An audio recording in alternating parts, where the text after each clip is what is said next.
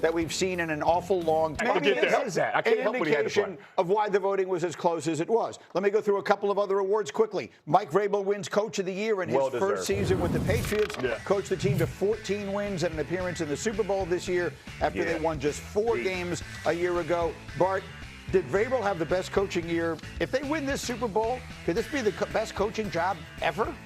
I think it was the best coach job. I mean, I had maybe Ben Johnson slightly. I think nobody saw the Bears winning that division and what we thought was going to be the toughest division. But listen, you know, the history is written by the winners, and he's the winner. He's in the Super Bowl, so he's deserving. If Chicago would have went a little farther, I had Ben Johnson with the harder job. Shanahan wasn't even a finalist, which is crazy. And he had the whole team decimated. We're spoiled. We're spoiled. We're used to him being It was a great year for that award. It's a regular season award anyway. And finally, speaking of awards that mean everything to Jeff, Joe Thuney of the Bears won the inaugural Protector of the Year award, giving to the league's most outstanding lineman. I love this. I mean, you know, what a great year for him. Again, we just talked about Chicago surprising the world. A lot of that started up front being led by Joe Thuney, who we've seen play tackle, play guard. He's a kind of do-it-all guy. He'll do whatever he can for his team. Ton of respect for the way they got. And I just love offensive linemen being awarded in front of everybody. So rarely it gets discussed and talked about, you know, in the trenches, but tip of the cap, man. So much respect for him. I look Aaron Brewer,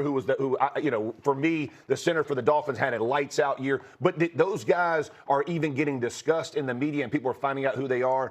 That's what I love. You were a part of getting this award put into the. For those who don't know, Jeff really was part of those who were campaigning for there to be such an award as well. There should be, probably should long have been. No doubt. And you're on that committee, so I'm delighted to see that they get it. Joe Thuney wins that. A good night at the awards last night. And then, of course, they named the Hall of Famers. The new Hall of Fame class is in, but the real-time NFL honor ceremony, Matthew Stafford won his first MVP after throwing for 4,700 yards, 46 touchdowns, leading the NFL in both. He's the oldest player to win his first MVP in NFL history. He's the third oldest player ever to win the award.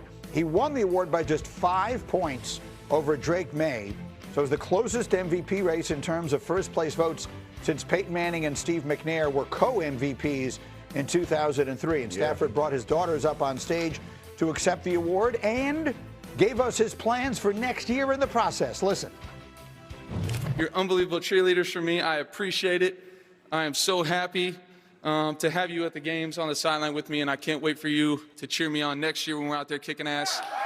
And so I'll see you guys next year. Hopefully I'm not at this event, and we're getting ready for another game in SoFi. So I appreciate you guys. Thank you very much. All right, Matthew, that's the way to announce it. That's cool. McVay cry. You see McVay? Yes. I'm coming back too. McVay was the first one standing up. That's got that extension too.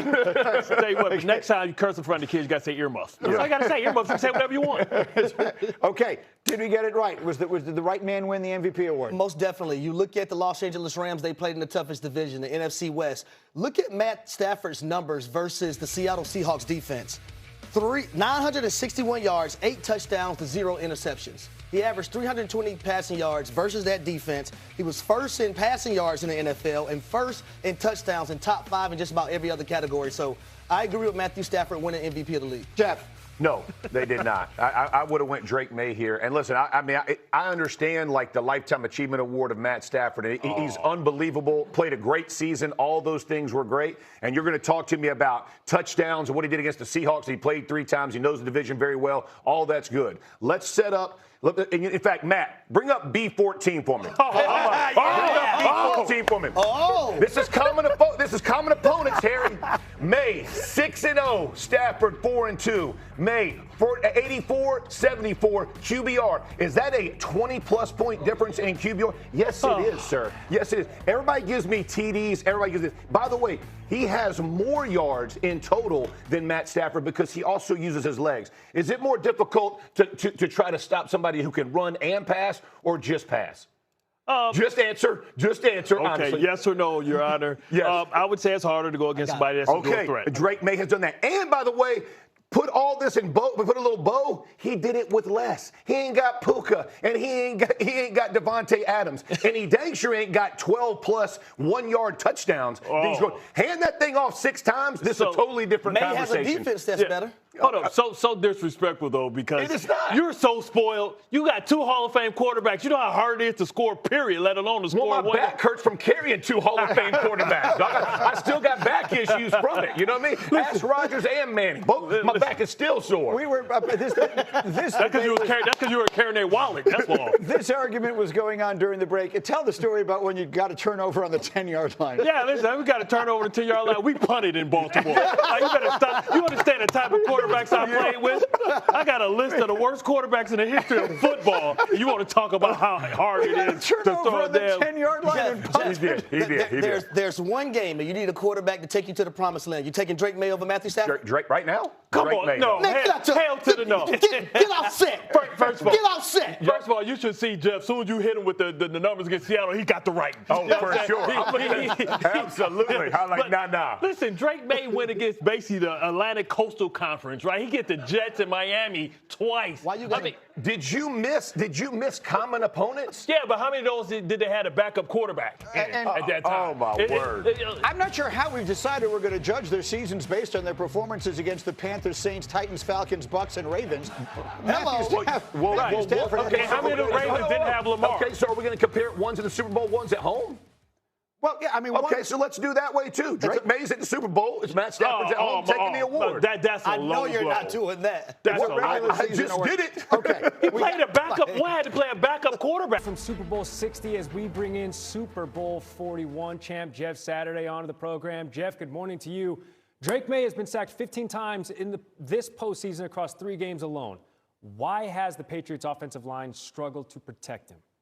Yeah, techniques and fundamentals. Josh McDaniels has done a great job of actually giving them the right protection calls. They're just not executing. I'm going to show you on this tape, like he's giving them what we would consider safe calls from the offensive line perspective, fellas. Like this is 6-man protection. 5 offensive linemen in the back are going to be protecting against 4 rushers. So the back is going to chip on the outside of Will Campbell, the left tackle. He goes up. What is he going to do? He's going to whiff the block and not touch him. But the problem is Will Campbell is bailing out instead of creating a backboard for the left guard Wilson to be able to push him into it. So now the internal pressure gets home and they sack Drake May. Now, this is like the sin of all sins. 7-man pro. So you got 7 guys blocking 4 guys. The guard's going to peek from the left to number 0 all the way across the right. But what does he do when the ball is snapped? He begins to bail and puts himself on a different level. The center's eyes go to the other side. Bradbury looks to the right. Now you're getting pressure again up inside against Drake May. That's a cardinal sin. You 7-man pro. Drake May's got to sit back there, smoke a cigarette in the pocket, and then deliver the ball down the field. They have got to figure this out. They've given up 11 of their 15 sacks to a 4-man rush. Absolutely unacceptable. This is the biggest matchup of the game, fellas. All right, let's flip the script. What's the biggest challenge for Sam Darnold in Seattle's offensive line against the Pats' defensive front?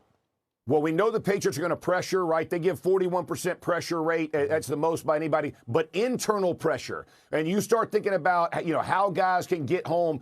All quarterbacks become very, very normal when they get internal pressure. And as you're looking at Williams, right, get inside, get the pressure as Milton's going up the field. Again, that's an all-pro right guard there in Denver, and he's just making easy work of them. But I think that's going to be the key matchup for the Patriots. And here's the thing, fellas. It's not just about sacks. It's about making the quarterback reset his feet or move. And because what that does, it messes up the timing between the QB and the receiver. You get your DBs can get tips, or the linebackers, they can get in the lanes. That's exactly what they're looking for, because when the Patriots turn the ball over and take deep shots on the field, that's their formula to win. So if that happens, maybe we do get Len Dawson 2.0, Drake May smoking a victory cig after the Patriots take care of business against the Seahawks. Jeff, Possibly. Saturday.